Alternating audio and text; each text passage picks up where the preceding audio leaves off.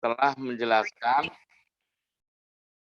menjelaskan apa itu arti samatu ahruf. Ya atau ya?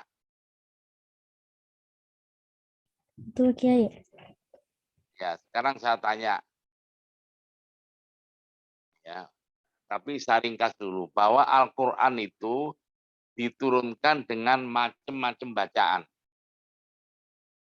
Tidak dalam satu macam bacaan, tapi dengan macam-macam bacaan itu mengambil kesimpulan dari informasi hadis bahwa unzilal Qur'anu ala sab'ati ahruf. Al-Qur'an diturunkan dengan 7 huruf atau sab'atu ahruf.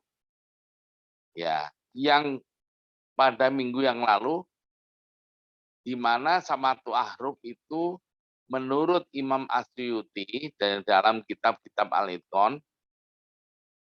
bahwa menafsirkan arti sab'atu ahruf tidak kurang dari 40 pendapat para ulama.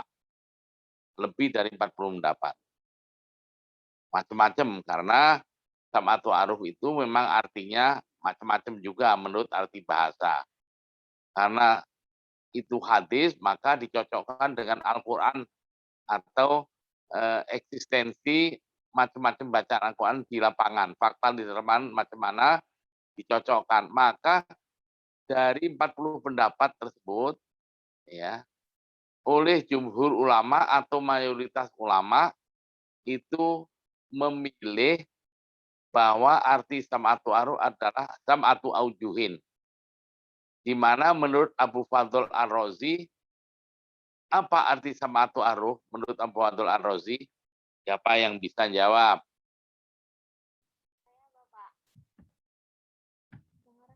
Halo.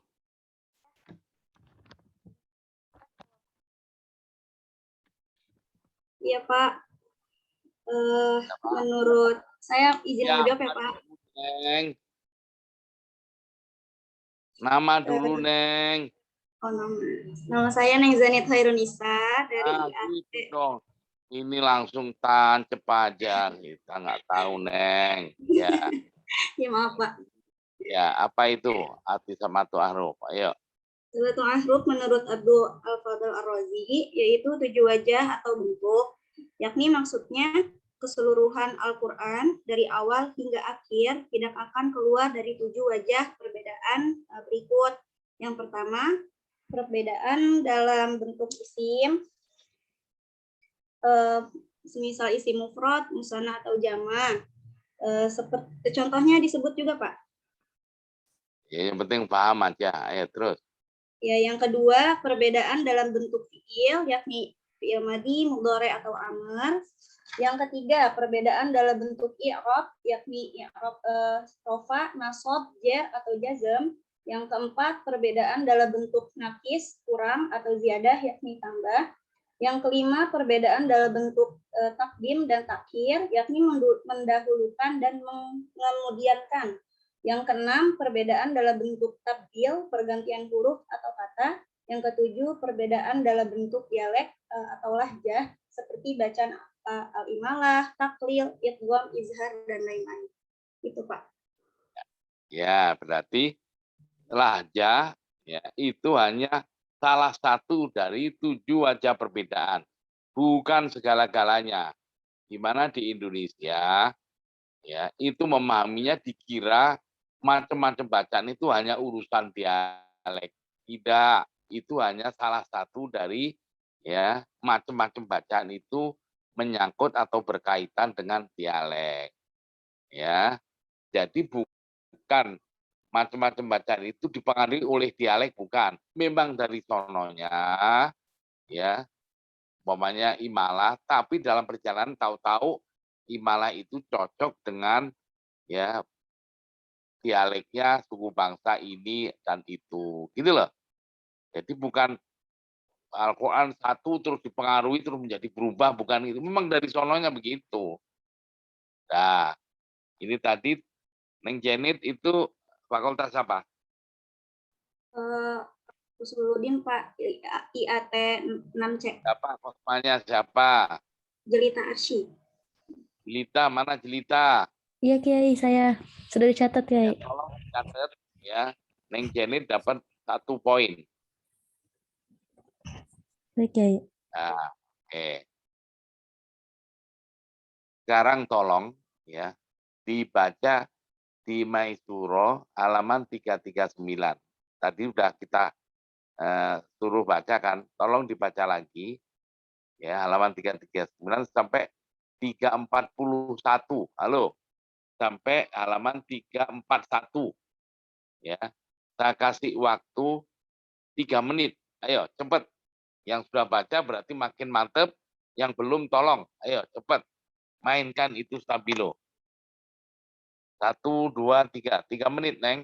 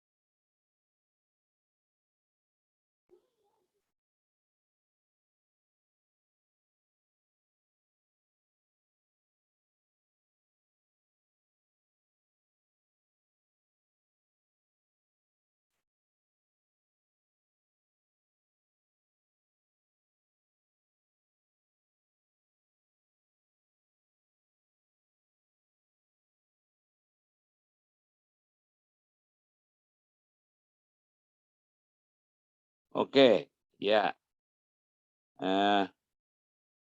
Coba dilihat di situ ya, bahwa ya macam-macam bacaan Al-Qur'an ya, itu akhirnya di kemudian hari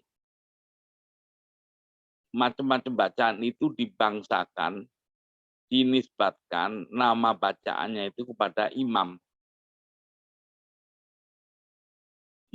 qiraat. Nah,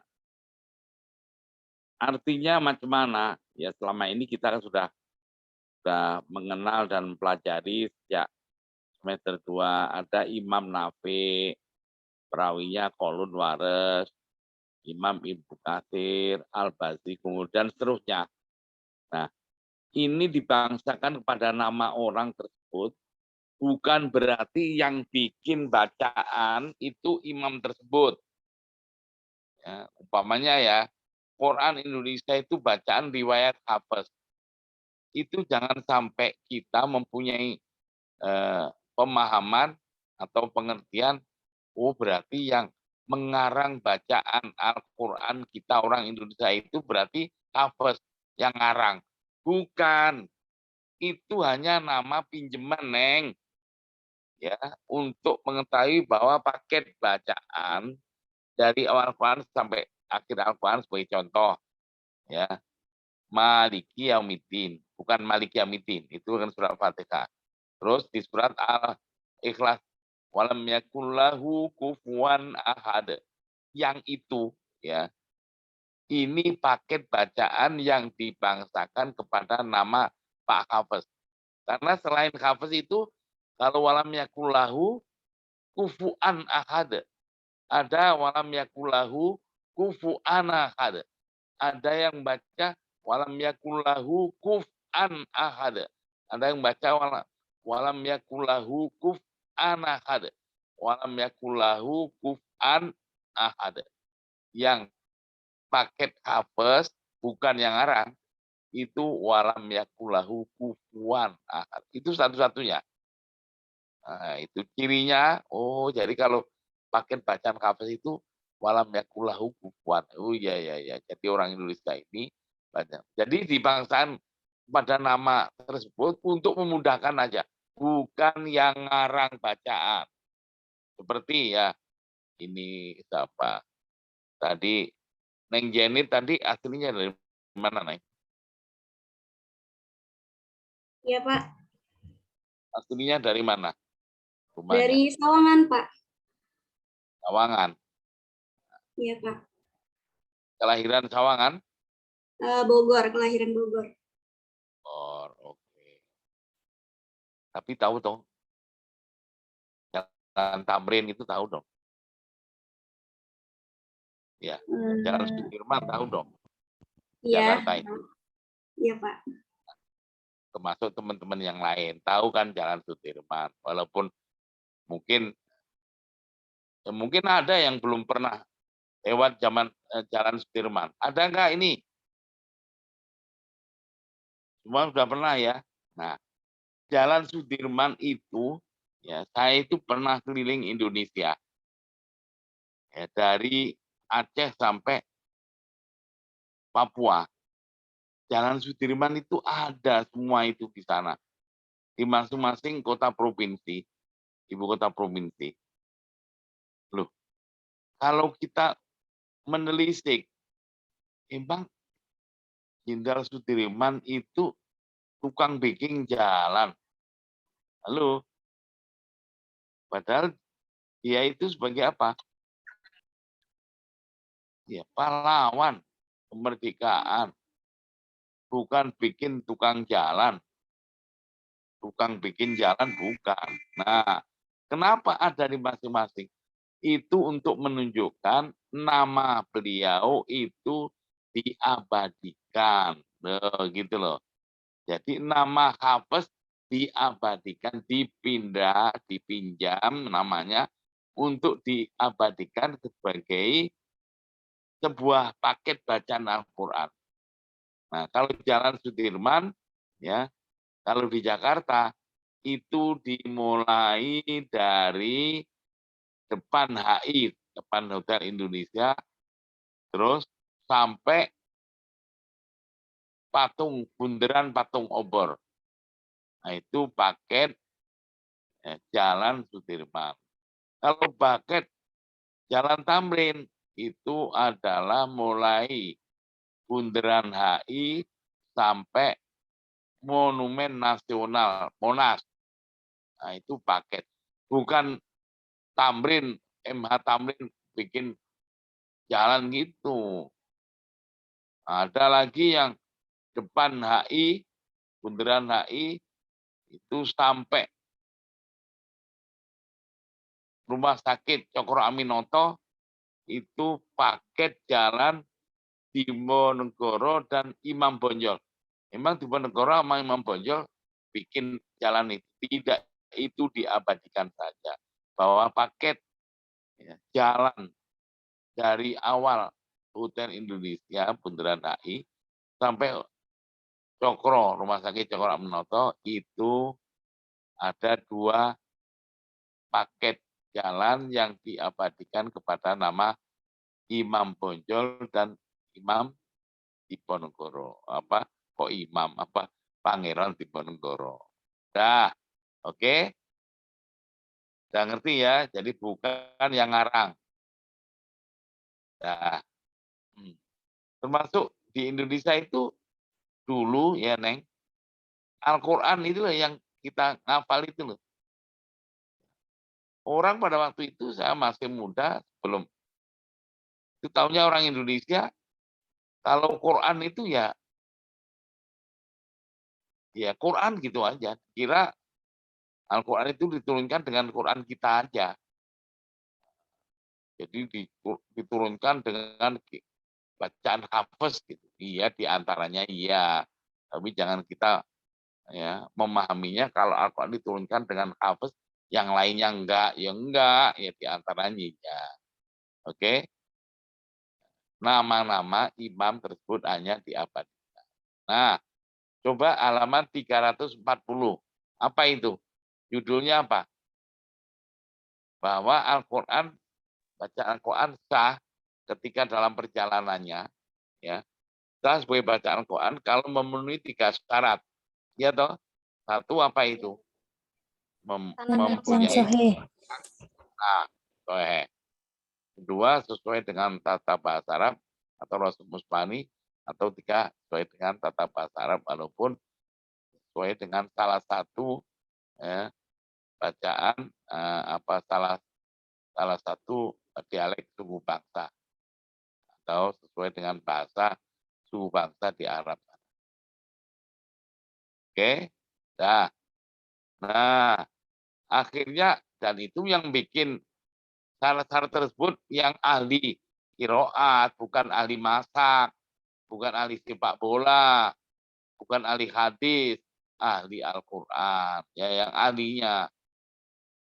Oke, dan setelah dirunut-runut macam bacaan, karena Al-Quran itu kan tersebar sesuai dengan penyebaran Islam itu sendiri yang asalnya di Mekah dan Medina, akhirnya keseluruhan Jazirah Arab, akhirnya keluar, ya, tersebar di luar Jazirah Arab.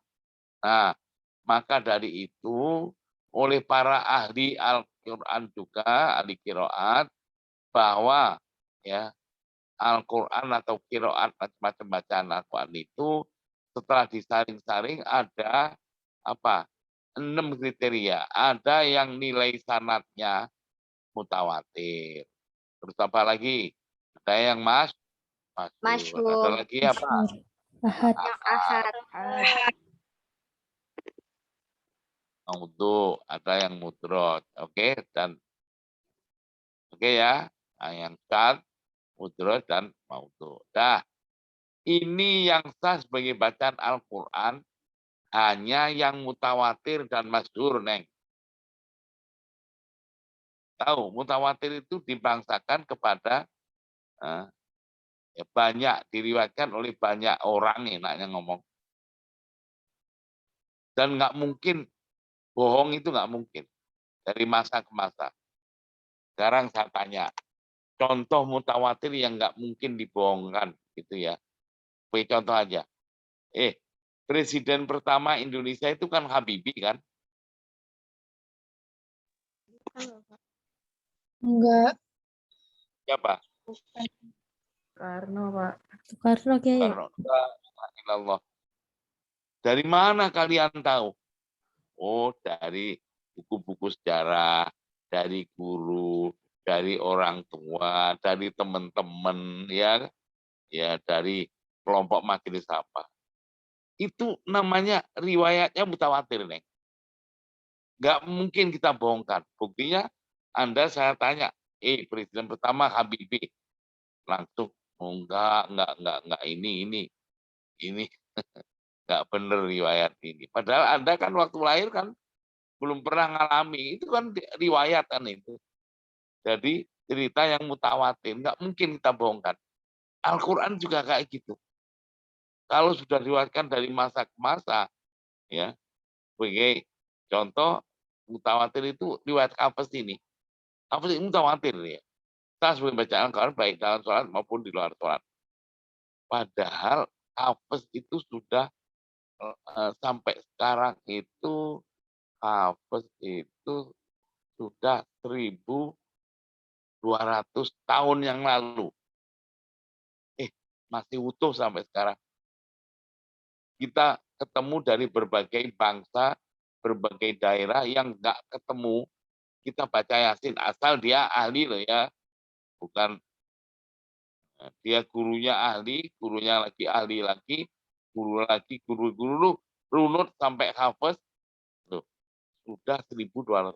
Utuh kita ketemu ya, di suatu tempat dari berbagai daerah, dari berbagai bangsa. Kalau Hafiz itu surat Yasin itu mesti kayak gini. Bahkan dari awal sampai akhir mesti gini, cocok. Kita rubah dikit aja Yasin, kita baca Yasin. Mesti nih. Ini apa ini? Gak ada itu Hafiz. Padahal 1.200 tahun yang lalu. Tidak mungkin ya, dibelokkan itu nggak mungkin. Nah, itu namanya mutawatir yang tidak mungkin didustakan. Nah, coba dilihat di situ ya, halaman 341, bahwa Al-Quran yang nilai sanadnya mutawatir itu yang terekam sampai sekarang itu tinggal namanya qiraat sab'ah dan qiraat 10 atau qiraat asyar. Itu yang terekam sampai sekarang, yang terlestarikan sampai sekarang. Oke? Itu yang mutawatir sah sebagai bacaan Al-Quran baik dalam sholat maupun di luar sholat. Ada istilah qiraat 14. Yang 4 ya, Ibnu Muqaisin As-Sanabut secara itu yang 4 ya, itu nilai sanadnya sah, tidak sah sebagai bacaan Al-Quran. Jadi kalau qiraat 14 yang 4 itu qiraat sah, tidak sah sebagai bacaan Al-Quran dalam sholat maupun di luar sholat, yang sah sebagai penafsiran Al-Quran. Gitu loh. Oke, yang sah sebagai bacaan Al-Quran adalah yang mutawatir dan masyhur, yaitu qiraat samaah dan qiraat 10. Oke? Nah, coba di situ halaman 341. Apa? Innal qiraat asaba, tolong dibaca Jelid. Ya, Bapak. Yang mutawatir indal jumhur itu menurut siapa itu? Menurut Imam Muhammad Abu Al-Fadl Ibrahim secara jujur mengatakan innal qiraat as-sab'ah mutawatiratun indal jumhur. Yang artinya qiraat 7 adalah qiraat mutawatirah yang disepakati oleh jumhur. Nah, jadi qiraat sab'ah itu ya menurut jumhur ulama mutawatir. Nah, kalau qiraat 10 coba di bawahnya. Sedangkan qiraat 10, sebagian ulama menyatakan bahwa qiraat 3 imam, yakni Abu Ja'far, Yaqub, Khalaf, tidak sampai mutawatirah. Akan tetapi menurut jumhur ulama, qiraat mereka mutawatirah. Bahkan menurut Syekh Abdul Al-Fattah Al-Qadi yang menukil pendapat Ibnul Jazari di dalam kitab Munjid Al-Mukrin, menyatakan la yujadul yauma qira'atan mutawatiratun wa ra'al asyara wa in arada fi sadril awwali fayahtamilu insyaallah, yang artinya dewasa ini qiraat mutawatirah selain qiraat 10 tidak akan dapat ditemukan.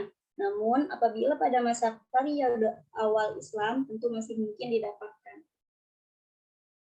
Nah, jadi yang terekam sekarang itu yang eksis, yang lestari tinggal qiraat 10. Yang ditengarai oleh para ulama, termasuk guru saya, Syekh Abdul Fattah Al-Qadhi, itu apa? Ada yang sudah tidak terlestarikan, artinya sudah hilang dari peredaran, nggak ada yang mengkaji. Nggak ada yang mengkaji, tidak ada yang melestarikan. Maka dari itu kita ini belajar mengkaji qiraat macam-macam. Itu adalah ikut andil melestarikan qiraat, ya, di mana Al-Quran diturunkan dengan macam-macam bacaan Al-Quran. Jadi kita ini sebagai garda depan, ya, bahwa ikut andil melestarikan. Kalau nggak dikaji kan itu akhirnya hilang dari peredaran dunia, dan itu sudah terbukti. Ya, setelah ya sekian dari sebelum kemerdekaan, baru setelah kemerdekaan muncul Kiai apa kemarin yang waktu pertemuan pertama, Kiai Munawir dari Kerapia, itu pun hanya pesantren tertentu, diantaranya Kudus, baru lahir lagi, muncul lagi dengan munculnya PT dan IKI, terus mendatangkan dosennya dari Mesir, dosen dari Mesir pulang, ya tahun 80, baru datanglah yang ngomong sekarang di muka kalian, yang hidung pesek ini. Gitu loh, Neng. Nah, jadi kita ya mudah-mudahan ya dicatat sebagai ikut andil melestarikan, ya, bacaan Al-Quran yang diturunkan dengan macam-macam bacaan. Yang mutawatir ini ya. Dah, oke. Sekarang tolong ya Neng, dibaliknya itu. Jadi sekarang kalau dibilang sebetulnya andai kata ya selain qiraat 10 atau qiraat asroh, sebetulnya ada, ya masih bisa, tapi menurut siapa ini tadi, kayak Abdul Fattah, ya kalau sekarang kayaknya udah nggak mungkin. Kalau dulu pada zaman tabiin masih mungkin lah, zaman periode awal-awal pra-Islam dulu ya. Jadi kalau sekarang itu ya udah nggak mungkin lah. Ini aja yang tinggal 10 yang terlestari ini aja megap-megap, tapi alhamdulillah sekarang qiraat sab'ah dan qiraat 10 itu di dunia Islam itu sudah mulai semarak kembali orang mempelajarinya. Oke.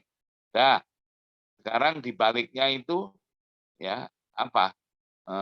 Judulnya apa, Jenit? Pertumbuhan 342.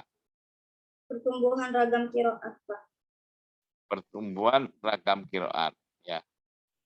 Nah, itu tolong saya kasih waktu 2 menit, ya. Pertumbuhan qiraat. Tolong dibaca semua, dibaca sendiri, ya, fokus. 342 sampai kita nanti mengerti, ya, munculnya istilah qiraat sab'ah. Ayo, sudah saya kasih waktu 3 menit, Neng. 1, 2, 3.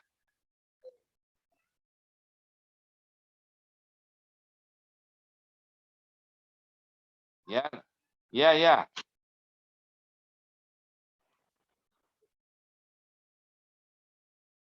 Salam, mangga. Ya.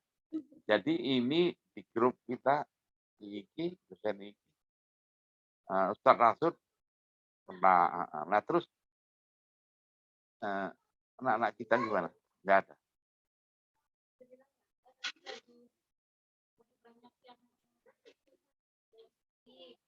Apa?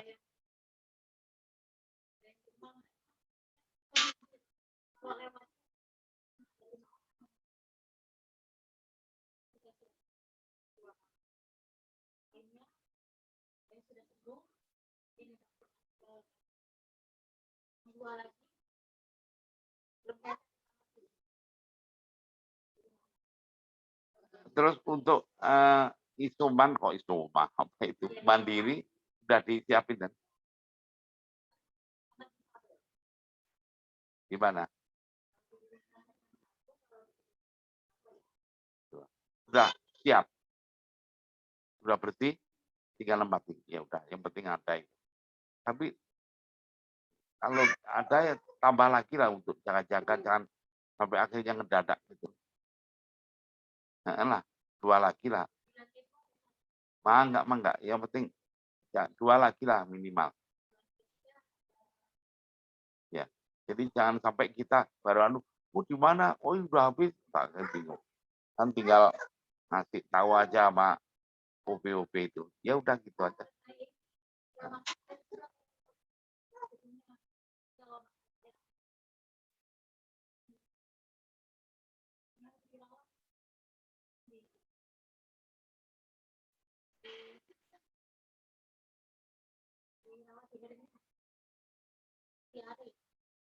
Oh, bukan gitu. Emang orang Jakarta sih.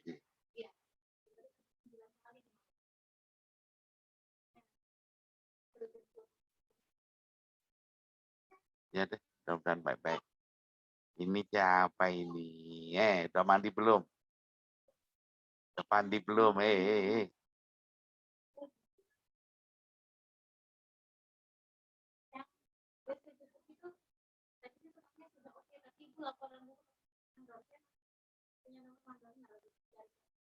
Ya deh, bangga.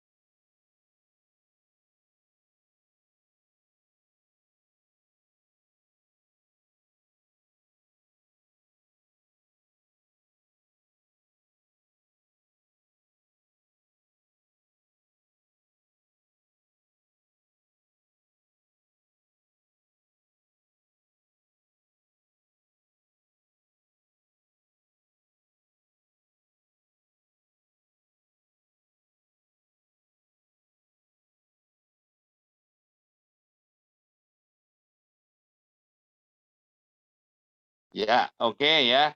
Tolong dibaca, Neng Jenit. Yang tadi apa? Nomor berapa? 3 apa 4 tadi? Nomor Judulnya. 4, Pak. Ya, silakan dibaca yang lainnya. Disimak kembali biar makin mantap. Ayo. 4. Pertumbuhan ragam qiraat. Hadis-hadis tentang sab'ah ahruf telah menjelaskan bahwa qiraat, yakni ragam bacaan Al-Quran, yang diterima Nabi SAW meliputi 7 huruf, yakni sab'ah ahruf. Tentunya para sahabat menerima seluruh jenis qiraat tersebut dari Nabi SAW. Hanya saja, sebagian sahabat menerima dan membaca satu model saja, dan yang lain membaca dengan model yang lain. Tegasnya, jenis qiraat yang diajarkan kepada para sahabat boleh jadi tidak sama. Artinya, qiraat yang diajarkan Nabi kepada sebagian sahabat berbeda dengan qiraat yang diajarkan kepada sebagian sahabat yang lain. Hal ini terbukti ketika terjadi perselisihan menyangkut model bacaan antara Umar ibnu Al-Khattab dan Hisham ibnu Hakim, sebagaimana penjelasan hadis. Dengan kata lain, bacaan Al-Quran pada periode ini berada dalam bimbingan malaikat Jibril dan Rasulullah SAW mengajarkan kepada umat Islam saat itu. Adapun pertumbuhan dan perkembangan qiraat dapat dilihat pada fase-fase sebagai berikut. Yang pertama, fase periwayatan. Menurut Az-Zahabi, di dalam kitabnya Tabaqat Al-Qurra, bahwa sahabat yang masyhur sebagai guru dan ahli qiraat Al-Quran berjumlah 7 orang, yaitu Utsman bin Affan, Ali bin Abi Thalib, Ubay bin Ka'ab, Zaid bin Sabit, Abdullah bin Mas'ud, Abu Darda, dan Abu Musa al-Asy'ari. Mereka para sahabat di atas merupakan mata rantai pertama periwayatan qiraat Al-Quran. Tahap periwayatan qiraat Al-Quran sejak diutusnya Rasulullah sampai tahun 60 Hijriah atau 679 Masehi dilakukan secara lisan, talaki, dan ditulis pada lembaran-lembaran yang berserakan. Fase yang kedua yakni fase kemunculan ahli qiraat. Generasi tabi'in yang dapat dijadikan sebagai narasumber qiraat Al-Quran di kawasan Madinah setelah belajar qiraat dari generasi sahabat adalah Sa'id ibnu Al-Musayyab. Sudah, sampai situ aja dulu. Jadi ceritanya, ya sejarahnya, Al-Quran diturunkan dengan macam-macam bacaan. Jadi para sahabat ada yang ya menguasai dari Rasulullah otomatis. Ada yang bagian macam-macam bacaan, ada sebagian yang lain yang tidak secara komprehensif. Tapi ya di dalam sejarah bisa disimpulkan bahwa ahli macam-macam bacaan qiraat. Bacaan itu ada 7 sahabat. Di antara apa? Utsman bin Affan, Ali bin Thalib, ya Ubay bin Ka'ab, Mas'ud, ya Abu Darda, ya Abu Sa'id Al-Asy'ari tadi, ya. Yang itu 7 itu menjadi tokoh generasi sahabat. Dari sini ya akhirnya muncul ya pada generasi tabi'in. Nah, generasi tabi'in itu siapa aja ulamanya barusan? Ayo silakan dibaca. Jadi artinya pada waktu itu ya bacaan Al-Quran itu dibangsakan kepada nama sahabat. Ini bacaan siapa ini? Bacaan Ibnu Mas'ud. Ini bacaan siapa? Nah, ini bacaan Abu Darda. Ini bacaan Abu Ubay bin Ka'ab. Lu gitu caranya. Jadi waktu itu bacaan Al-Quran dibangsakan kepada mana nama sahabat. Bukan sahabat yang bikin. Itu hanya pinjaman saja. Oke? Terus. Sekarang zaman tabi'in. Teruskan yang bacanya. Generasi tabi'in yang dapat dijadikan sebagai narasumber qiraat Al-Quran di kawasan Madinah setelah belajar qiraat dari generasi sahabat adalah Sa'id ibnu Al-Musayyab dan lain-lain. Di kawasan Mekah tercatat nama para qari generasi tabi'in seperti Ubaid bin Umair dan lain-lain. Di kawasan Kufah tercatat nama Al-Qamah ibnu Qais Al-Nakhai dan lain-lain. Di kawasan Basrah diantaranya adalah Abu Aliyah, Abu Raja, dan lain-lain. Sedangkan yang berada di kawasan Damaskus adalah Al-Mughirah ibnu Abi Sihab, dan Al-Ma'zumi, dan Khalifah ibnu Sa'ad. Fase ini berkisar antara akhir abad pertama dan permulaan abad kedua Hijriah. Selanjutnya, banyak para pelajar yang sengaja datang untuk berguru kepada para syekh qiraat tersebut. Karena keseriusan dan jerih payah yang luar biasa, tidak heran jika pada akhirnya mereka menjadi para imam yang sangat masyhur. Di antara imam qiraat yang akhirnya terkenal di kawasan-kawasan tersebut adalah sebagai berikut. Di Madinah terdapat Abu Ja'far Yazid ibnu Al-Qa'qah dan Nafi ibnu Abdul Ar-Rahman ibnu Nuaim. Di Mekah terdapat Abdullah ibnu Katsir. Di Kufah ada imam yang bernama Asim ibnu Abi Al-Najud dan Hamzah dan Al-Kisai. Di Basrah terdapat Abu Umar Zabdan ibnu Al-A'la, Hashim Al-Jahdari, dan Yakub Al-Habrami. Sedangkan di Damaskus ada Abdullah ibnu Amir dan Syurai ibnu Yazid Al-Hadrami. Nah, jadi pada zaman tabi'in ya itu setelah zaman sahabat ya, generasi sahabat sudah nggak ada, generasi tabi'in ya di masing-masing kota besar Islam pada waktu itu yang mereka itu dapatnya dari para sahabat tersebut yang dapat yang diantaranya adalah berbarengan dengan yang mengajarkan penyebaran mushaf Utsmani ke masing-masing kota besar Islam pada itu, yaitu kota besarnya ada Mekah, Madinah, Basrah, Kufah, Damaskus. Nah, 5 ini kota besar Islam, 5 provinsi kota besar Islam pada waktu itu. Nah, masing-masing setelah belajar ke generasi sahabat yang menyebarkan ke masing-masing kota besar Islam berbarengan dengan mushaf Utsmani yang dikirim ke masing-masing kota tersebut, ya. Akhirnya banyak yang ahli menekuni, nah muncullah ulama-ulama masyhur ya tadi di masing-masing kota ini ya generasi eh, mulai dari akhir abad pertama sampai awal abad kedua. Nah, ini masing-masing ulama besar sebagai narasumber pada zaman tabi'in itu. Akhirnya banyak juga orang belajar ya dari masing-masing kota. Mereka tidak puas dengan cuma satu ulama di satu kota, keliling sana kemari untuk mendapatkan keilmuan tersebut. Nah, yang akhirnya orang-orang tersebut karena ketekunannya ya, menjadi ahli qiraat di masing-masing kota besar tersebut. Maka muncullah ulama-ulama besar yang akhirnya kemudian dijadikan imam. Ya, jadi dalam kita agama Islam itu keilmuan orang yang ahli ya, menguasai keilmuannya itu biasa disebut imam. Itu sebagai sebutan. Umpamanya Imam Syafi'i, nah itu ahli fikih. Imam Hambali, Imam Maliki. Nanti ada lagi ahli hadis, Imam Bukhari, Imam Muslim, Imam Tirmidzi. Semuanya itu imam-imam. Nah, ini imam qiraat. Nah, jadi itu sebutan ya orang yang ahli di dalam keilmuan tersebut. Maka imam-imam qiraat ini di masing-masing mengajarkan.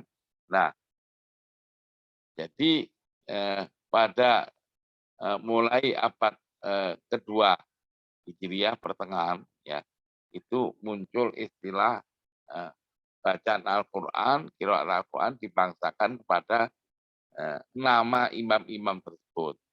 Muncullah di Mekah muncul Ibnu Katsir, di Madinah muncul siapa Nafi, di Basra Abu Amr, di Kufah Asim, terus Hamzah, terus Al-Kisai, di Damaskus Ibnu Amir. Dan nah itu akhirnya orang ya ke masing-masing kota besar Islam pada waktu itu. Kalau belajar ya apa yang diajarkan oleh ulama-ulama setempat. Tapi sekali lagi orang pada waktu itu tidak hanya puas dengan cuma satu ahli qiraat di masing-masing kota. Mereka berkeliling, berlalang buana untuk menguasainya. Oke? Nah, jadi pada waktu itu Al-Quran, bacaan Al-Quran yang macam-macam itu masih talaqi musyafahah. Tapi orang baru mulai di samping dia talaqi musyafahah juga ditulis. Maka coba di baliknya itu dibaca, Neng. Apa judulnya? Masa Fase penulisan ilmu qiraat, Pak. ya, ayo silakan. Baru ada fase penulisan. Fase Ayo, Neng. penulisan ilmu qiraat.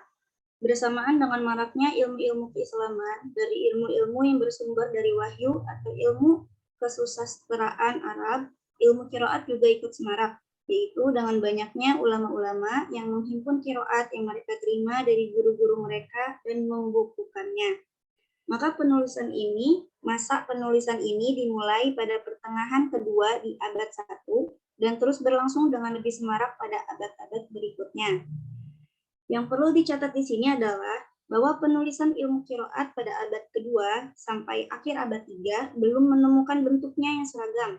Ada sebagian penulis yang menghimpun qiraatnya satu orang, seperti Yahya bin Mubarak al-Yazidi, yang menghimpun qiraatnya Abu Amr bin Ala, Mughirah bin Syu'aib at-Tamimi yang menghimpun qiraatnya Al-Kisai.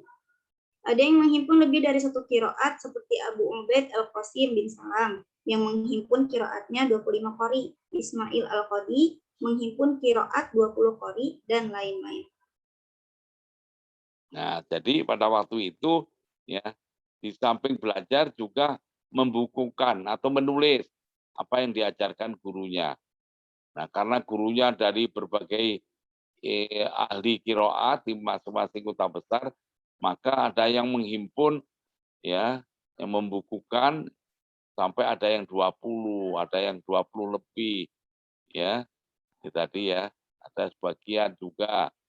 Jadi ini dibukukan banyak sekali imam-imam qiraat waktu itu dari berbagai kota.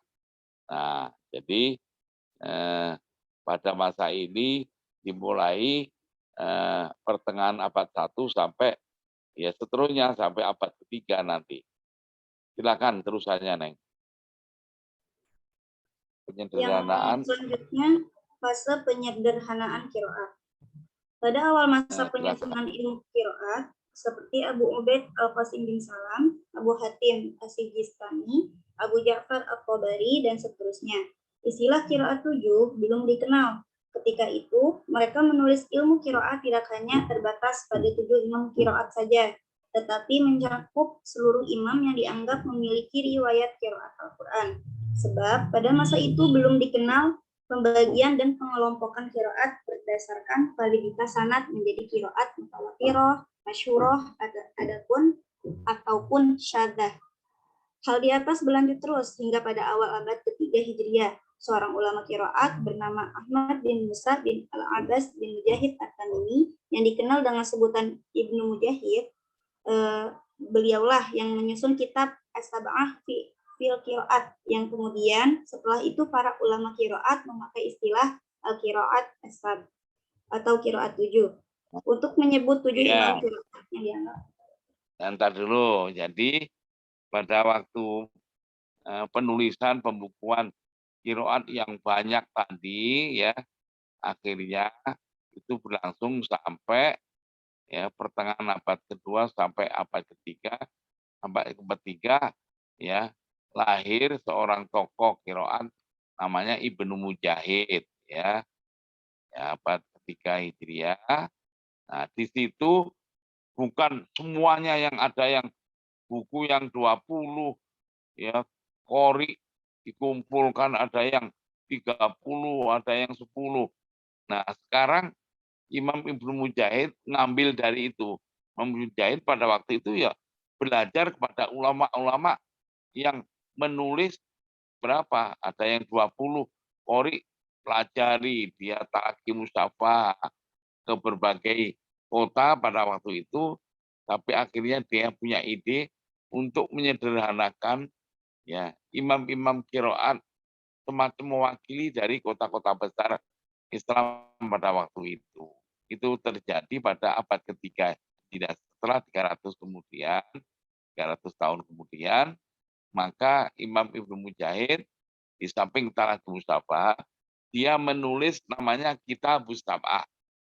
Ya, membukukan hanya 7 imam dari masing-masing kota besar Islam, yaitu yang di Mekah diambillah Ibnu Katsir, yang di Madinah diambillah Nafi, yang di Damaskus ambillah Ibnu Amin, yang di Basra diambillah Abu Amr, yang di Kufah ambil 3 imam yaitu Asim, Hamzah, dan Al-Kisai. Nah, itulah jadi dibukukan dan diajarkan. Sehingga pada waktu itu baru lahir istilah qiraat sam'ah atau qiraatu a'immatis sam'ah.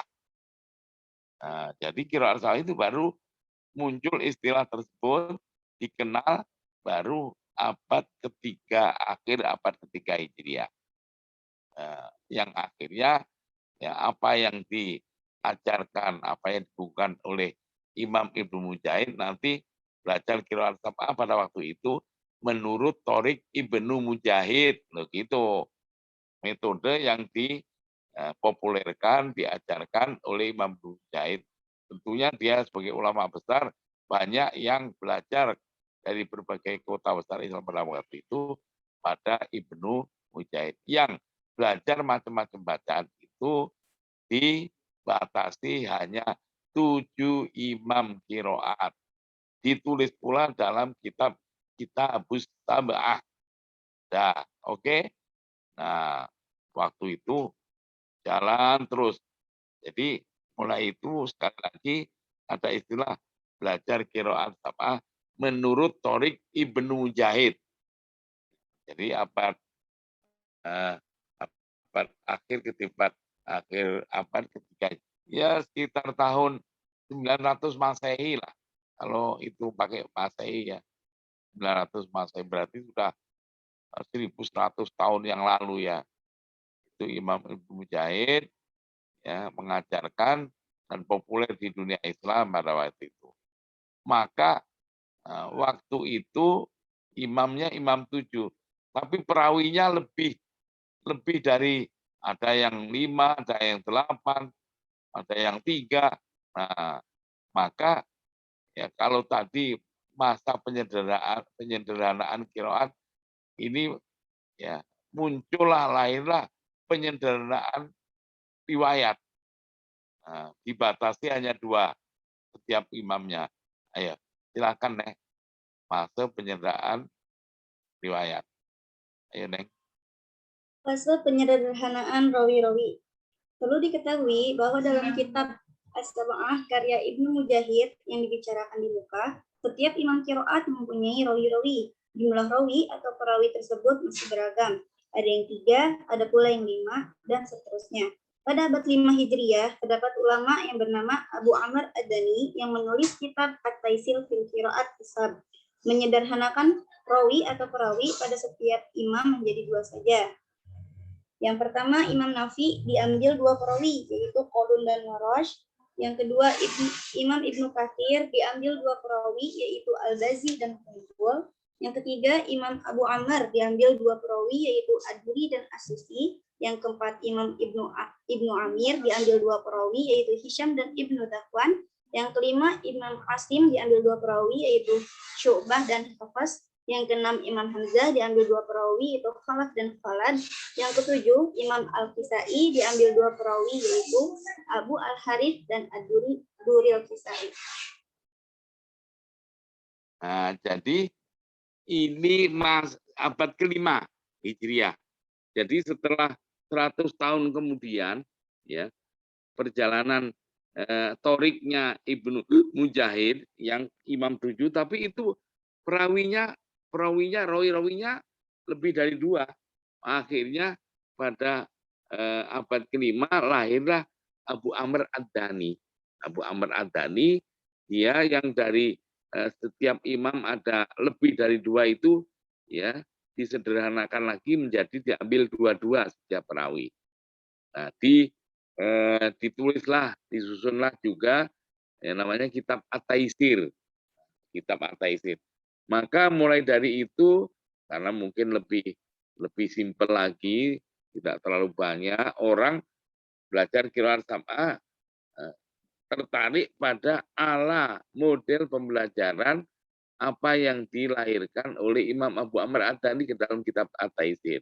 Maka orang belajar qiraat sab'ah itu sekarang ya yang model toriknya Ibnu Mujahid mulai ditinggalkan.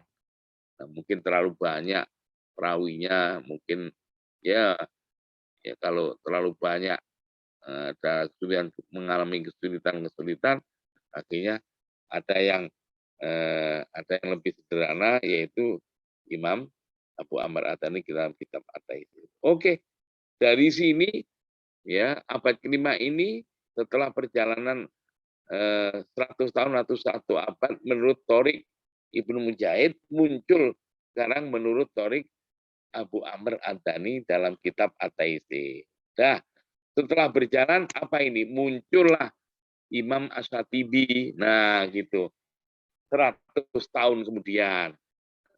Oke, coba dilihat Neng, diteruskan tadi bacaannya. Setelah At-Taisir gimana?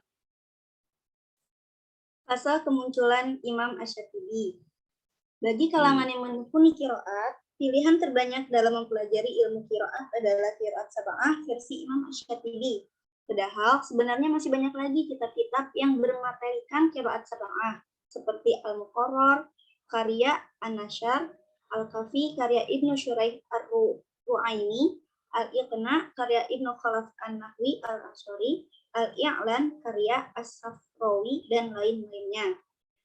Jika ingin melanjutkan ke jenjang qiraat Asyrah atau qiraat 10, maka tinggal mempelajari kitab Ad-Durrah Al-Mudi'ah Imam Ibnu Ibnul Jazari yang menghimpun qiraatnya 63 sehingga genap 10 qiraat. Kumpulan dari kedua kitab yaitu Asy-Syatibiyah dan Ad-Durrah dinamakan Al-Qiraat Al-Asyar As-Sughra karena riwayat yang dipakai adalah hanya menggunakan ulama qiraat dari kawasan barat Maghribah seperti Mesir, Andalus, dan lain-lain. Ya, jadi ya ini tadi masa keemasan Thorik At-Taisir atau Thorik Abu Amr Ad-Dani pada abad ke-5. Ya, di antara murid-muridnya adalah Imam Asy-Syatibi. Nah, Imam Asy-Syatibi menyadur kitab At-Taisirnya Abu Amr Ad-Dani, disadur dijadikan bait-bait Syatibiyah, dinazomkan. Dinazomkan. Nah, maka masa ini jadi persis apa yang di bait Syatibiyah itu adalah menazomkan ya kitabnya Abu Amr Ad-Dani yang disebut At-Taisir. Jadi persis sama. Nah, akan tapi dengan bait Syatibiyah ini orang belajar lebih tertarik lagi, mudah karena ada nazoman-nazoman, ada apa itu rumus-rumus Syatibiyah, umpamanya wasil dhamma mimil jam'i qabla muharrakin dirokan wa qalunu bitahirihi jala wa min qabli hamzil qat'i silhani warsihim wa askana hal bakuna ba'du litakmula. Jadi dinazomkan ya, enak nanti dirokan tadi bukan siapa-siapa tapi sebagai isyarat bahwa dirokan itu awalnya dal itu Ibnu Katsir. Oh gitu.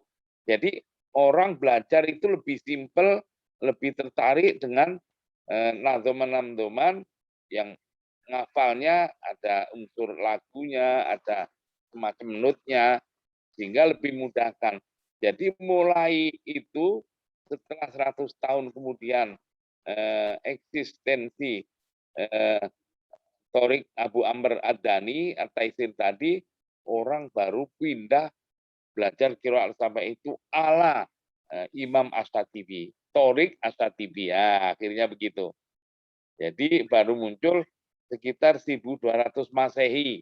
Halo, 1200 Masehi, berarti sampai sekarang sekitar 800 tahun yang lalu ya. Tuh, baru bahkan sampai sekarang. Nah, oke. Jadi kenapa orang memilih, padahal yang lain-lain juga ada.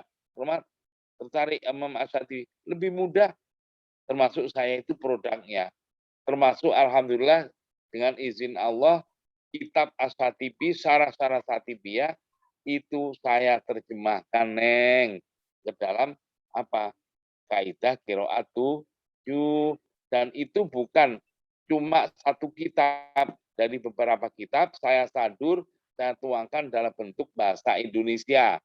Dan itu pertama di Indonesia, lahir dari rahim iki. Gitu loh, Neng. Itu kenapa ya? Kenapa saya bisa nulis kayak gitu? Bukan karena kemampuan saya, tapi karena gantengnya saya. Alhamdulillah. Aduh, orang nggak bahagia dulunya nggak bahagia, Neng, menghibur diri. Sekarang, Neng, ya. Dah ya. Jadi ini tadi masa keemasan sampai itu tadi qiraat sam'ah. Bahkan sampai sekarang kalau qiraat sam'ah yang di dunia Islam yang masyhur sampai sekarang ya Imam Asy-Syatibi ini. Baru muncul istilah qiraat 10-nya. Nah, Imam Ibnu Jazari. Coba dilihat terusannya, Neng. Dibaca terusannya. Ya, baik Pak. Masa kemunculan Imam Ibnul Jazari. Setelahnya Imam Asy-Syatibi, penulisan ilmu qiraat masih terus berlangsung, baik yang berkaitan dengan qiraat 7 atau lebih dari itu. Yang paling menarik dari perkembangan ilmu qiraat pada fase ini adalah pemilihan qiraatnya 10 imam qiraat sebagai qiraat yang mutawatirah. Selebihnya adalah menjadi qiraat syadzah yang tidak bisa dikategorikan sebagai bacaan Al-Quran. Pemilihan kiroat 10 imam ini didukung banyak sekali ulama kiroat karena sudah memenuhi 3 kriteria bagi diterimanya suatu kiroat, yaitu mutawatir, sesuai dengan Rasul Utsmani dan sesuai dengan kaidah bahasa Arab. Pada tahun 774 Hijriah atau 1373 Masehi, ketika berumur 24 tahun pengajaran kiroat di Damaskus, kota kelahirannya, mulai dipegangnya setelah sebelumnya berpindah-pindah kota demi kota. Pada masa berkelana itulah Imam Ibnu Jazari menyusun buku An-Nashr fil Qiraat Al-Ashr, Thayyibah An-Nashr, dan lain-lain. Jerih payah Imam Ibnu Jazari yang dituangkan dalam kitab An-Nashr fil Qiraat Al-Ashr yang paling berpengaruh ini adalah usahanya dalam menghimpun rawi-rawi dari Ahlal Maghribah belahan barat dan Ahlal Masyariqah belahan timur seperti Irak, Kufah, Basrah, dan lain-lain. Sebagai misal, kalau Imam Asy-Syatibi mengambil bacaan 2 rawi dari satu imam dan dari satu rawi diambil satu torik murid rawi ke bawah, maka dalam An-Nashr Ibnu Jazari mengambil 2 torik dari satu orang rawi. Dengan demikian, riwayat yang ada dalam kitab ini sangat luas. Sudah tentu dengan banyaknya rawi, maka semakin banyak pula wajah-wajah kiroat atau versi bacaan. Oleh karena itu, kiroat dalam kitab ini dinamakan Al-Qiraat Al-Ashr Al-Kubra. Kemunculan kitab ini menjadi puncak prestasi penulisan kitab kiroat. Setelah itu, tidak ada lagi kitab kiroat yang bisa menyamai prestasi ini. Jika ingin mempelajari kiroat Ashr sekaligus, maka yang paling lengkap saat ini adalah dengan mempelajari kitab An-Nashr atau Thayyibah An-Nashr, rangkuman materi yang ada dalam kitab An-Nashr dalam suatu qasidah, di mana sistemnya meniru bait Asy-Syatibiyah karya Ibnu Jazari. Adapun mata rantai sanad 3 imam dan 2 perawinya. Jadi setelah qiraat sab'ah model Imam Asy-Syatibi, jadi yang toriknya Abu Amr Ad-Dani tadi, At-Taisir, sudah ditinggalkan. Lebih tertarik dengan yang simple, lebih mudah mempelajarinya, padahal isinya sama dengan At-Taisir tadi, kitab Asy-Syatibi. Nah, jalan, tapi ada ulama besar namanya Ibnu Jazari, dari Damaskus. Nah, ini qiraat Al-Quran, macam-macam bacaan Al-Quran, masih banyak yang belum terbukukan, masih tercecer di ulama-ulama tersebut. Belum ada yang membukukan secara komprehensif. Akhirnya Imam Jazari dengan mencari keilmuan talaki musawwah dari berbagai kota, maka torik-torik atau bacaan-bacaan yang masih tercecer dikumpulkan, dihimpun, menjadilah namanya qiraat asyrah atau qiraat 10 pada tahun kisaran ya, tahun kalau Masehinya 1300 lebih Masehi, berarti sekitar 700 tahun yang lalu. Jadi perjalanan Imam Asy-Syatibi ya, Imam Asy-Syatibi setelah 150-an tahun muncullah Ibnu Jazari. Nah, ini yang qiraat sab'ahnya Imam Asy-Syatibi, Imam 7, ditambah 3 lagi, yaitu Imam Abu Ja'far, Imam Ya'qub, dan Imam Khalaf, menjadilah qiraat 10. Yang 10 itu ada istilah Al-Qiraat Al-Ashr Al-Kubra, yang besar. Artinya seluruhnya Imam 10, berarti Imam 10 dengan masing-masing 2 perawi, tapi toriknya semuanya diambil oleh siapa? Dibukukan oleh Imam Ibnu Jazari ini. Nah, di dalam kitab An-Nashr fil Qiraatil Ashr, An-Nashr fil Qiraatil Ashr berbentuk prosa, dibaitkan, dinadhomkan ke dalam kitab Thayyibatun Nashr. Tapi di sini tahu-tahu peminatnya juga mengalami kesulitan belajar qiraat 10 ala Thorik Ibnu Jazari yang ditulis dalam kitab An-Nashr fil Qiraatil Ashr. Imam Ibnu Jazari menyadari itu karena terlalu banyak torik-torik, berarti macam-macam bacaan. Jadi sulit itu untuk menguasainya. Akhirnya Imam Ibnu Jazari ya, dia menjiplak ya pola bikin nadzomannya Imam Asy-Syatibi. ya, pakai rumus-rumus. Ya, jadi bukan disebutkan imamnya yang pembacanya, tapi dengan awal kayak dirokan tadi berarti Ibnu Katsir. Nah, kayak model gitu. Jadi, nah, maka Imam Al-Jazari nulis ya 3 imam, ya namanya di kitab Ad-Durrah Al-Mudhi'ah, ya 3 imam sehingga akhirnya 7 tambah 3 di kitab Ad-Durrah ini menjadi Qiraat Al-Ashr As-Sughra. Ya, kitab apa namanya? Qiraat 10 yang kecil, yang sughra, yaitu yang 3, yang 7 antara menurut Thoriq Asy-Syatibiyah, yang 3 menurut Thoriq Ad-Durrah. Saya belajar 10 yang ini, yang sughra ini, ya. Alhamdulillah itu lebih mudah. Dan sampai sekarang yang eksis qiraat 10 itu ya paling mudah dan paling populer ya ini Al-Qiraat Al-Ashr As-Sughra. Walaupun sekarang saya dengar-dengar di Timur Tengah itu sudah mulai semarak untuk belajar qiraat Al-Ashr Al-Kubra.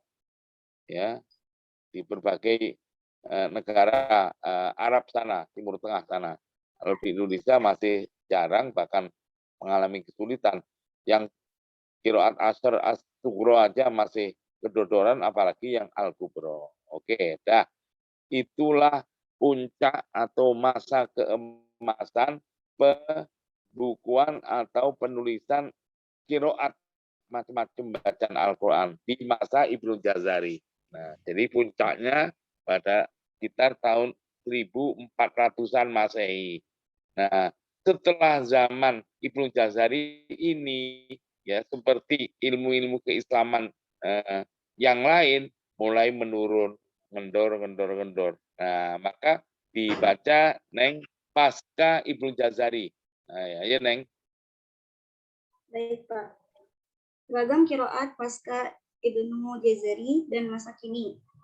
Pertumbuhan dan perkembangan ragam qiraat apabila dicermati dapat ditarik benang merah bahwa masa keemasan perkembangan dan eksistensi ragam qiraat Al-Quran dan keilmuannya, ilmu qiraat, telah berlangsung berabad-abad dimulai dari abad 1 sampai masa kodifikasi ilmu qiraat pada permulaan abad 2 Hijriah.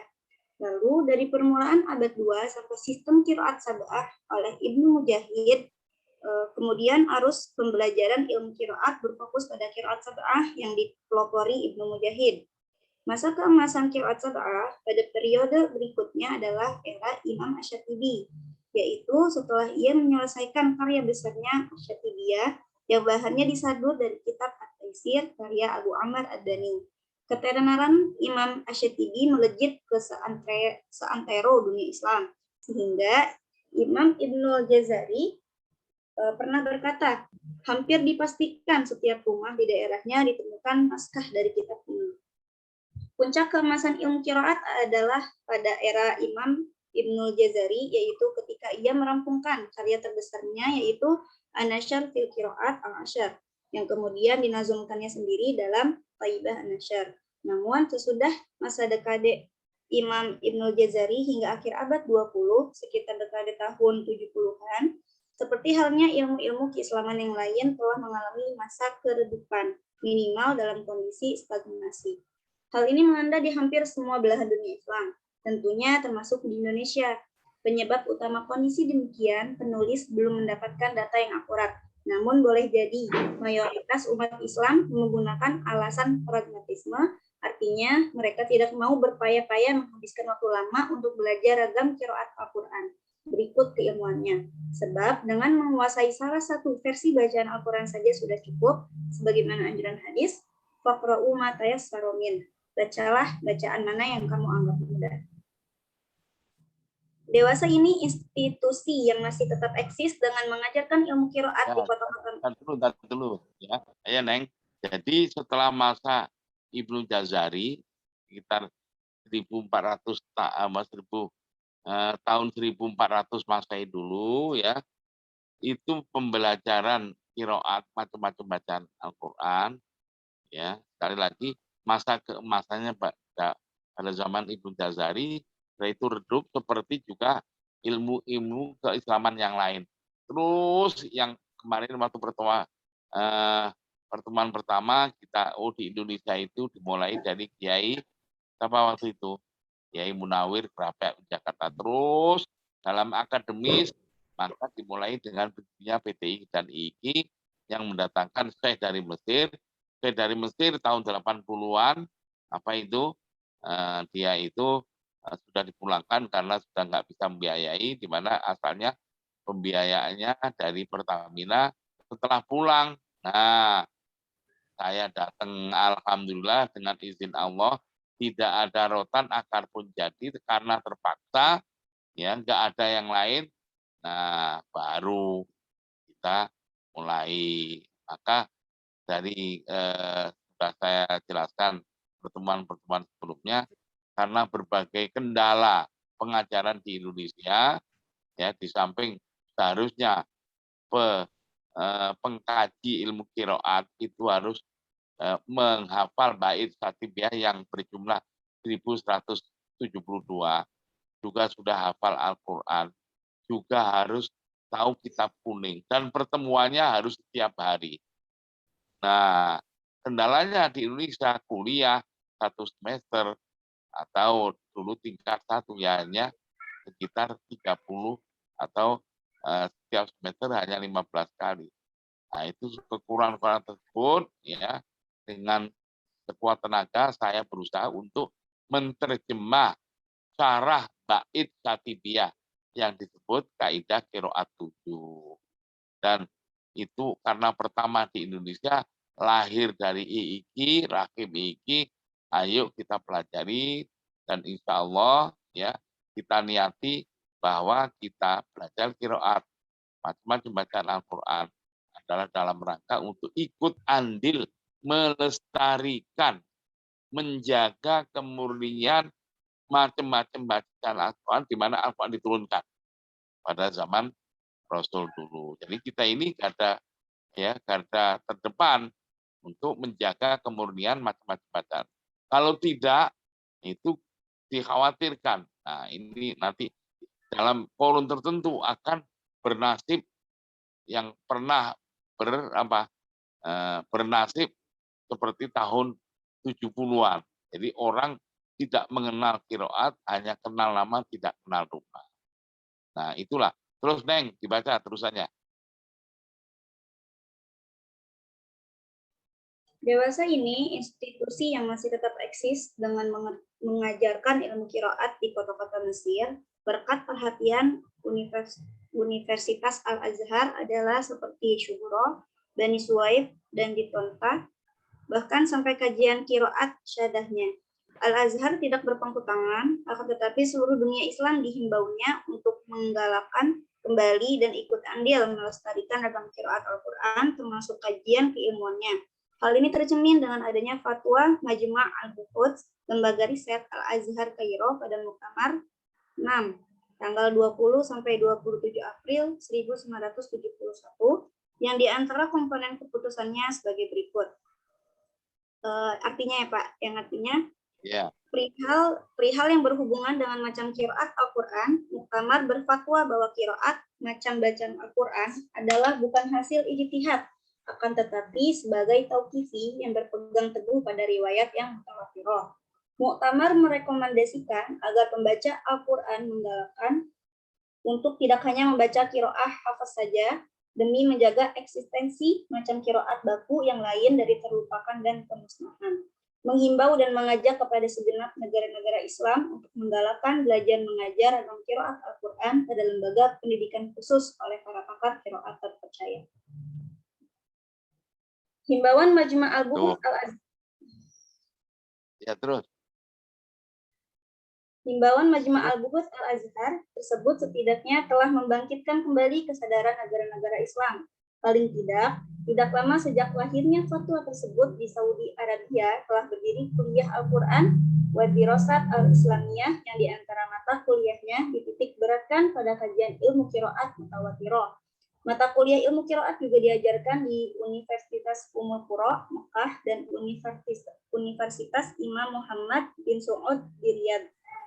Belakangan di Universitas Khartoum Sudan juga diajarkan, bahkan sampai di program pasca sarjana di Indonesia dengan berdirinya Perguruan Tinggi Ilmu Al-Quran Institut PTIQ Jakarta. Namun mulai tahun 2016 Masehi perhatiannya mulai berkurang sebab di strata 1 tinggal dialokasikan 2 semester. Institut Ilmu Al-Quran IIQ Jakarta bahkan pada tanggal Di PTIQ, Neng. Di PTIQ itu 1 semester, bukan 2 semester. Itu dulu, itu sekarang tinggal 1 semester. Jadi lebih mengkerut lagi. Ayo, terus. Terus, Neng. IIQ Jakarta bahkan pada tanggal 27 Agustus 2016, IIQ Jakarta membuka program S3 yang diantara konsentrasi kajiannya adalah ilmu qiraat dan ilmu rasam usmani. Tidak ketinggalan Akademi Al-Quran Wonosobo dan Padang. Di antara mata kuliahnya adalah kajian ilmu qiraat. Dan sejak tahun 1989, Institut Agama Islam Negeri IAIN seluruh Indonesia, khususnya pada Fakultas Usuluddin, ada kajian ilmu qiraat walaupun hanya 1 semester. Barangkali mengingat qiraat sab'ah sudah mulai dikenal dan memasyarakat di Indonesia. Namun mayoritas umat Islam masih merasa asing dan bertanya-tanya. Oleh karenanya, masyarakat banyak yang meminta fatwa kepada Lembaga Majelis Ulama Indonesia.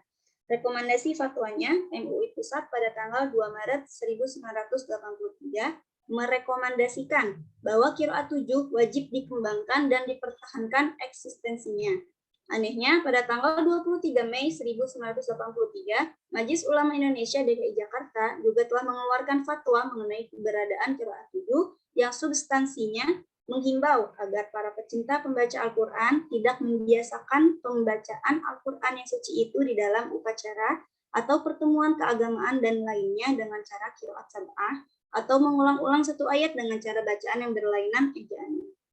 Fenomena ini menunjukkan bahwa termasuk para ulama juga masih banyak yang belum begitu paham tentang hal ihwal qiraat sab'ah.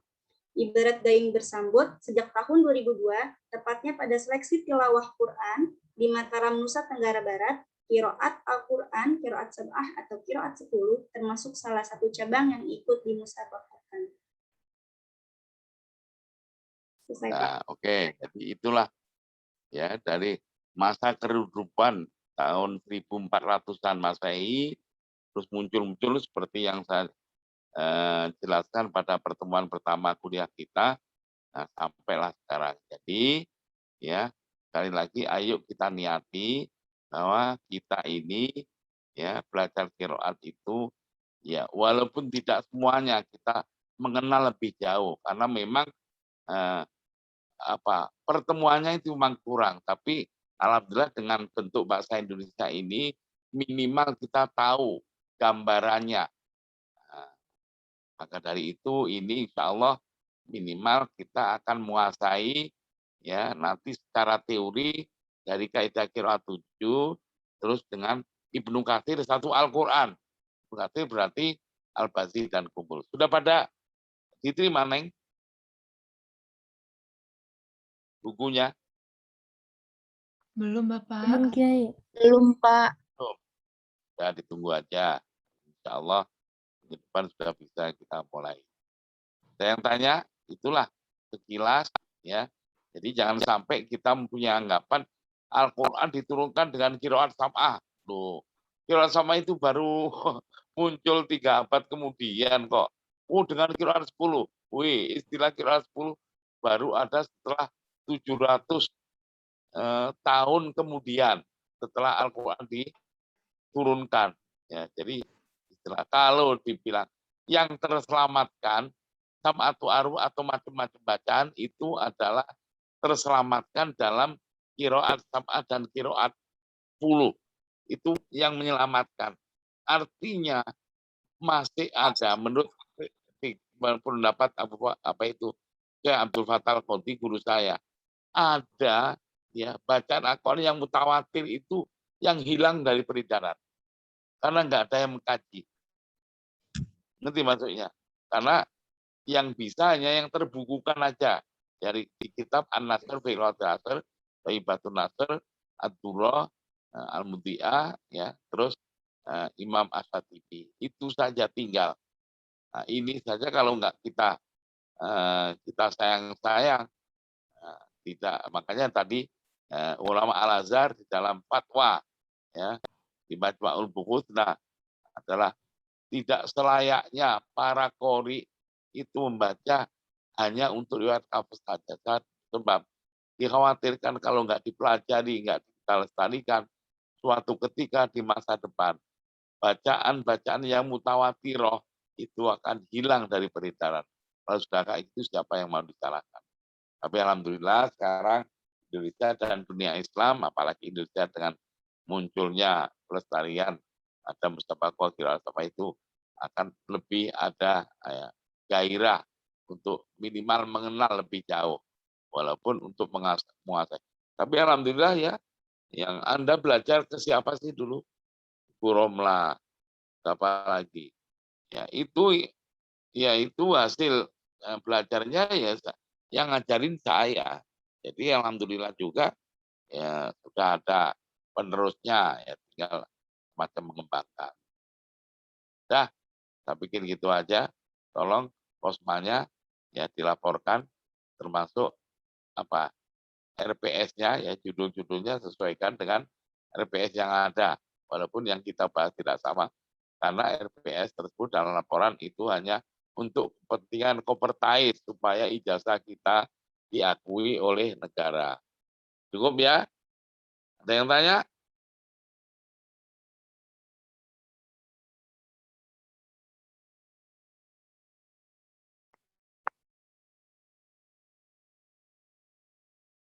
Cukup? Sekian. Assalamualaikum warahmatullahi wabarakatuh. Waalaikumsalam Waalaikumsalam warahmatullahi warahmatullahi wabarakatuh.